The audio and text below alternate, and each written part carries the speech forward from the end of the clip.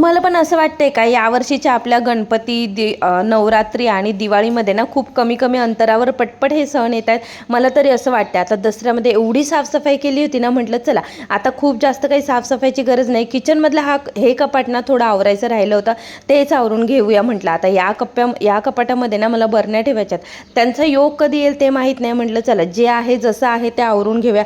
ते सगळं आवरून घेतलं. त्याच्यानंतर किचनवर एवढा सगळा पसारा झाला होता, तो सुद्धा आवरून घेतला. आणि आज आमच्या घराच्या फ्रेमसाठी ना एक दादा येणार होते काम करायला, तर ते पण आले होते. त्या दिवशी ते थोडंसं काम करून गेले होते, बाकीचं आज करायला येणार होते.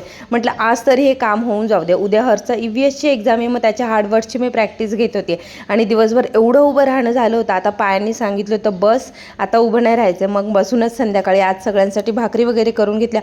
रात्रीचे 10 वाजून गेले होते आणि तरी आमच्या घरातलं काम काही संपायचं नाव घेत नव्हतं. रात्री 11 वाजले सगळं आवरता सगळं आवरून घेतलं. मिस्टरांनी आणि मी मस्त बेसनपोळी, बटाट्याची भाजी, भाकरी आणि कांदा असं जेवण करून घेतलं. मुलं किल्ला बनवायला गेले होते. होप्स व्हिडिओ आवडला असेल.